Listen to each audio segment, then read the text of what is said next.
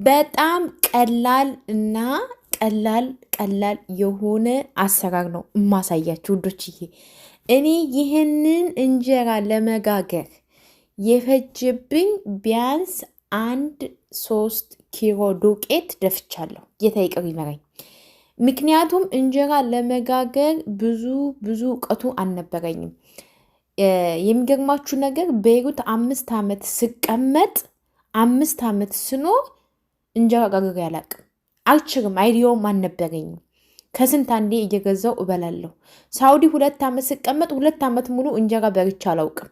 ከዛም ሳውዲ ሄድኩኝ። ሳውዲ 5 ዓመት ቢያንስ እንጀራ በ5 ዓመት ውስጥ እበላለሁ፣ በመሀል እየገዛው ማለት ነው። የመጋገሩ ግን ችሎታው አልነበረኝም። ከዛም ወደዚህ ወዳለሁበት ሀገር ስመጣ ለመልመድ በጣም ብዙ ጊዜ ፈይቶብኛል። ግን አሁን ላይ በጣም ቀላል ነው። እንዴ ለዚህ ነው እንዴ እንደዚህ የሆንኩት ስር ነበረ። ሰላም እንዴት ናችሁ ውድ ሀገሬ ልጆች፣ በያላችሁበት ሰላማችሁ ይብዛልኝ። ሙሉ አለም ነኝ። ዛሬ በሌላ ቪዲዮ በሌላ ርዕስ መጥቻለሁ። የዛሬ ቪዲዮ የሚሆነው ቁጥር አንድ ወይም ፓርት 1 አሳያችኋለሁ እንዴት አድርጌ እንጀራ እንደምጋግር። እንግዲህ እንደምታዩት እዚህ ጋር ዱቄት ነፍቼ እየነፋው አሳይቻችኋለሁ። እንጀራ ለመጋገር እንግዲህ ሁሉም የተለያየ ሀገር ሲኖር የተለያየ ዱቄት ነው ያለው። በተለይ ወረቀቱ ላይ ዱቄት ስትገዙ ወረቀቱ ላይ ወይም የታሸገበት ማሸጊያ ላይ የኬክ ምልክት፣ የዳቦ ምልክት፣ የጣፋጭ ምልክቶች ምናምን ካሉ እሱ ለኬክ ነው የሚሆነው። ግን ዝም ብሎ ልሙጥ ዱቄት ኖርማል ዱቄት የሚል ከሆነ ለክብዝ ወይም ደግሞ ለቂጣ፣ ለዳቦ፣ ለእንጀራ ይሆናል። አንድ ዱቄት ለዳቦ ከሆነ ለእንጀራም እንደሚሆን ስላየሁት ነው። እኔ ብዙ ጊዜ እዚህ ሀገር ከመጣው አሁን ከዚህ ከማሳያችሁ የማምሰው ዱቄት አለ አይደለ? ከዚህ ጋር 4 አይነት ዱቄት ሞክሬያለሁ። ቆንጆ እንጀራ ነው የሚሆነው። ከአንዱ አንዱ ይሻላል። እና ምን ለማለት ፈልጌ ነው ውዶችዬ፣ በጣም ቀላል ነው። ብዙ ጊዜ ሊቭ ላይ እንጀራ ስጋግር ሊቭ ገብቼ እንጀራ ስጋግር ስንት ቀን ነው የጋገርሽው? ስንት ቀን ነው ያቦካሽው? የስንት ቀን ቡኬት ነው? ምን አይነት ዱቄት ነው የምትጠቀሚው? ምናምን ብዙ ልጆች ትጠቁኛላችሁ። እውነት ለመናገር ግን ይሄን ቪዲዮ ልሰራ ያሰብኩት ከዚህ በኋላ ለሚጠይቁ ልጆች ቪዲዮ አለ ገብታችሁ እዩ ለማለት ነው። አይኖ አውቃለሁ። በዚህ አጋጣሚ ሰው የሰራውን ቪዲዮ አይታችሁ እንጀራን ለመጋገር ስትሞክሩ ማለት አይሆንም፣ እኔ አይሆንልኝም። ምክንያቱም ዩቲዩብ ላይ አይቼ ጋግሬ ምናምን አልተሳካልኝም፣ እኔ በበኩሬ ማለት ነው። ለምን ብትሉ ዱቄቱ ሊለያይ ይችላል፣ ወይም ደግሞ የማይሆን ዱቄት ላቦካ እችላለሁ፣ ወይም እነዚያ የሚያቦኩት ዱቄት ሌላ ሀገር፣ ብቻ የተለያየ ሀገር ስለምንኖር አንዱ ሲያስተምር ያኛው ያስተማረ ይሄ ዱቄት ግዙ ብሎ ያለን ሰውዬ እኛ ስንጠቀሙ ላይሆን ይችላል። ግን አንዳንድ ጊዜ በቃ ድፍር ማለት አለባችሁ። ድፍረት ይጠይቃል ሁሉም ነገር ማለት ነው። እና እኔ እዚህ ሀገር እውነት ለመናገር በጣም ብዙ ጊዜ ፈይቶብኛል። እንዲሁም በጣም የምወዳት የማከብራት ጓደኛዬ በህይወት የምትኖር ጓደኛ አለችኝ። እሷ ትነግረኛለች እንዲህ አድርጊው ምናምን። እሷ የምትጋግረው እንጀራ ጤፍን ያስንቃል። ወዙ፣ ጣዕሙ ምናምን ብቻ ምን አለፋችሁ በጣም ቆንጆ እንጀራ ነው የምትጋግረው። በህይወት እያለው እሷ ጋር ለበዓል ምናምን ሲሄድ በጣም የሚጣፍጥ በጣም ቆንጆ የሆነ ቃና ያለው እንጀራ ነበር የምበላውና ግን እዚህ ሀገር ስመጣ የአበሻ ሱቅ የለም፣ የኢትዮጵያ ምግብ፣ የኢትዮጵያ ሬስቶራንት፣ የኢትዮጵያ የሚባል ነገር በፍጹም አታገኙም፣ እኔ ያለሁበት ሀገር ማለት ነው። እና እውነት ለመናገር ቀስ በቀስ ነው የለመድኩት ማለት ነው። እንግዲህ ዛሬ የማሳያችሁ ይሄ ዱቄት ይታመሳል። ኖርማል ዱቄት የሚል ከሆነ ለቂጣ ወይም ደግሞ አረቦች ለኩብዝ የሚጠቀሙት ዱቄት ካላችሁ ይሆናል። እንዳልኳችሁ ዱቄት ካርቶኒው ላይ የዳቦና የኬክ ምልክት ካለበት እሱን እንዳትገዙ። እና እንደምታዩኝ እዚህ ጋር ዱቄቴን እያመስኩ ነው። ሳምስ እጃችሁ ማረፍ የለባትም። ዱቄት እንጀራ ለመጋገር ስታስቡ ዱቄቱን በደንብ አድርጋችሁ በደንብ መታመስ አለበት። በመጥበሻ ወይም ደግሞ ኦቭን ውስጥ ብትከቱትም ችግር የለውም። እኔ ግን ለማማሰር እንዲመቸኝ ምናምን በመጥበሻ ነው የማምሰው ማለት ነው። እና እንደምታዩት የሚበቃኝን ያህል ዱቄት ነፋሁኝ። መጀመሪያ እዚህ ጋር እጄ ሳያርፍ ለደቂቃ ሳያርፍ እያመስኩት ነው። ለምን መታመስ አለበት። ካልታመሰ አንደኛ የእንጀራ ጣዕም የለውም፣ ሁለተኛ በቃ ፓንኬክ ነው የሚለው። ይሄ በነገራችን ላይ ሳታምሱ ስታቦኩት ራሱ ሊጡ እንደ ማስቲካ ነው ልግግ የሚለው። ግን አምሳችሁ በስነ ስርዓት አቀዝቅዛችሁ ምናምን ስትጋግሩት እንዴት እንደሚጥም እንዴት ቆንጆ እንደሆነ እንዴት ምን ልበላችሁ፣ እግዚአብሔር ነው ማለት ነው። አንዳንድ ጊዜ በጣም እኔን የሚያቆኝ ጓደኞቼ ወይም ደግሞ እኔን የሚያቆኝ ልጆች ወይኔ እንጀራሽ ይላሉ። እንዲሁም እህቶቼ ወይኔ የእውነት ይሄ የፍርኖ ዱቄት እንጀራ ነው እስከሚሉ ድረስ። ምክንያቱም እኔ የሚገርማችሁ ነገር ኢትዮጵያ ሂጄ ስመጣ አንድ ቀን የጤፍ ዱቄት ይዤ አልመጣም። አንድ ቀን ማለት ነው። እና ለምን ይገርመኛል። እኔ አንዳንድ ጊዜ ቤተሰብ ማስቸገር አልፈልግም፣ ሰው ማስቸገር አልፈልግም። ጤፍ ቋጥሩልኝ፣ ዱቄት ቋጥሩልኝ ምናምን አልልም። ለምን ታውቃላችሁ? ኢትዮጵያ ሂጄ እዛ 1 ወርም ሆነ 2 ወርም ሆነ እዛው በልቼ ጠጥቼ ስለምመለስ ድጋሚ የሚናፍቀኝ አይመስለኝም። እናም እዚህ ጋር ዱቄት ካለ መጋገር እንደምችል ስለማውቀው ያን እንደ ሌሎቹ ጤፍ ዱቄት ላኩልኝ እንደዚህ ምናምን የምል ልጅ አይደለሁም፣ እውነት ለመናገር ማለት ነው። እና ወጥ ራሱ ያለ በርበሬ ብትሉኝ እሰራለሁኝ። ለምን ዋናው የጭንቅላታችሁ እንትን ነው ማለት ሞራን ያስፈልጋል። ዳቦም ለመጋገር፣ እንጀራም ለመጋገር፣ ቡናም ለማፍራት፣ ወጥም ለማስራት፣ ምንም ለማድረግ ጭንቅላታችሁ መጀመሪያ ሲያስብ ወይም ዝግጁ ሲሆን ነው።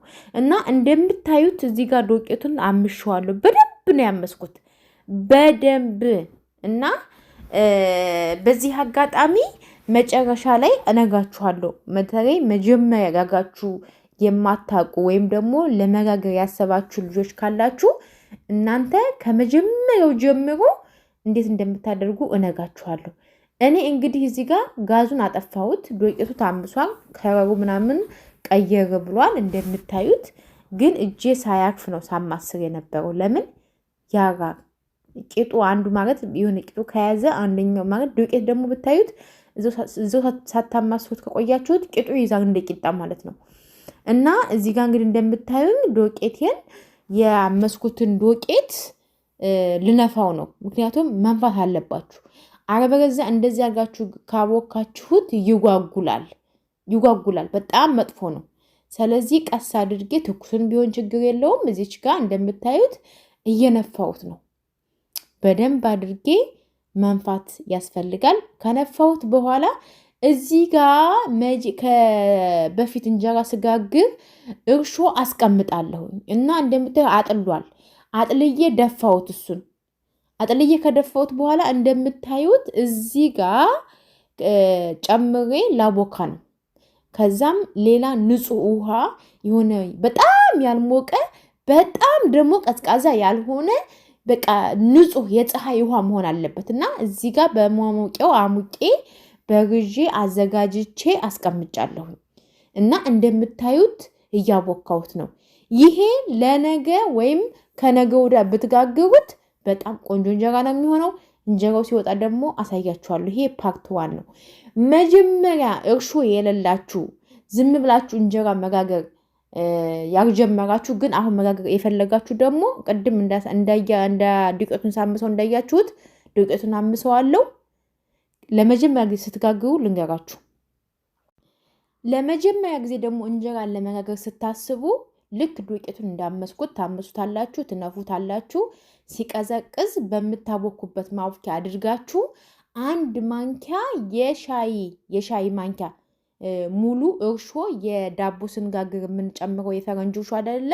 በሱ በደንብ አድርጋችሁ ታቦኩታላችሁ። ለመጀመሪያ ጊዜ ስታቦኩ፣ ለመጀመሪያ እንደ አዲስ እንጀራ ስትጋግሩ እንዳሳየዋችሁ ዱቄቱን ታምሱታላችሁ። ካመሳችሁት በኋላ የፈረንጅ እርሾ 1 የሾርባ ማንኪያ አንድ የሻይ ማንኪያ ተጨምሩና ታቦኩታላችሁ። ልክ እነዚህ እንደማቦከው ማለት ነው።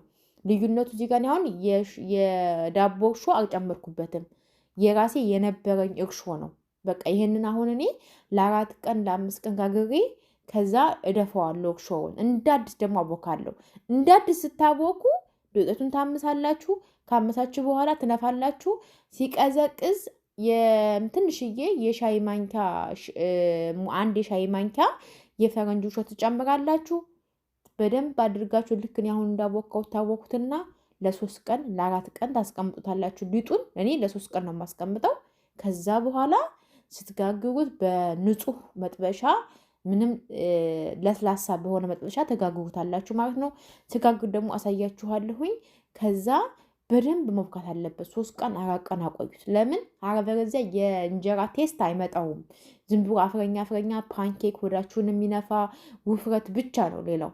እና እንደዛ አድርጋችሁ መጋገር ትችላላችሁ። ስለዚህ እኔ እንጀራ ስጋግር እንደዚህ ነው የማደርገው። ከዛም አሁን ቀዝቃዛ ስለሆነ በፎጣ ምናምን ሽፉን አድርጌ ነው የማስቀምጠው። ለነገ ይሄ ምርጥ እንጀራ ነው። የእርሾ ሲኖራችሁ ልክ እኔ አሁን እንዳቦካው ስታቦኩ የአንድ ቀን ዛሬ አብኩቼ ነገ መጋገር እችላለሁ። ግን ለመጀመሪያ ደግሞ ስጋግር እንዳልኳችሁ ዱቄቱን ልክ እንዳመስኩት አድርጌ ያምሳለሁ።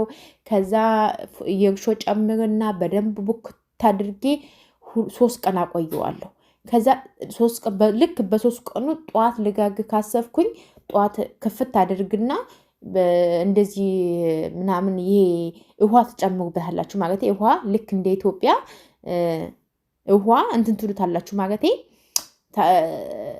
እንዲህ የሚባለው መድኃኒዓለም ጠፋብኝ። እንዲያቀር ማለት ነው። በወፍራሙ ካቦካችሁት ውሃ ጠዋት ላይ ጨምር ታውበታላችሁ። ይሄ ዳርዳሩ ምናምን ክፍክፍ አድርጋችሁ ቁጭ ታደርጉታላችሁ። ከዛ ለ10 ደቂቃ ለ20 ደቂቃ ጥልል አድርጋችሁ ትደፉታላችሁ። ከዛ አቅጥናችሁ መጋገር ነው እና በጣም ቀላል ነው።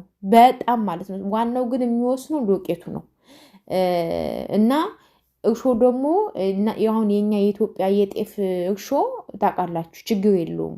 ግን እኔ ይሄንን እስከ 5 ጊዜ ወይ 5 ጊዜ ወይ 6 ጊዜ ከጋገርኩ በኋላ እርሾውን ድፍት አደርግና ማብካዬን እንዳዲስ ጥብ አድርጌ እንዳዲስ አቦከዋለሁ። እና እኔ ሁሌ ይሄንን እንጀራ ፍርፍር ምጋግረዋለሁ፣ በተለያየ መልኩ ሰራዋለሁ። በጣም ነው የሚጣፍጠው፣ በጣም ነው የሚጥመው። እግዚአብሔር ነው የምላችሁ የኢትዮጵያ እንጀራ ነው የሚለው። እኔ ብዙ ጊዜ ቲክቶክ ላይ አያለው፣ አይኑም አፉም ቂጡም አይን ያለውና እኔ አይዶን ነው እንዴት እንደሆነ። በፊት እንደዛ ጋግሬ በርቻ ቃለሁ፣ ግን ያ የበላሁት አሁን የታስበው ያመኛል። ምክንያቱም የእንጀራ ጣዕም የለውም። ገባችሁ? እና ይሄንን ቪዲዮ ሁላችሁም ላይክ እና ሰብስክራይብ በማድረግ ቤተሰብ ሁኑ። በሌላ ቪዲዮ እስከምንገናኝ ድረስ ሁላችሁም በያላችሁበት ሰላማችሁ ይብዛልኝ። መልካም ጊዜ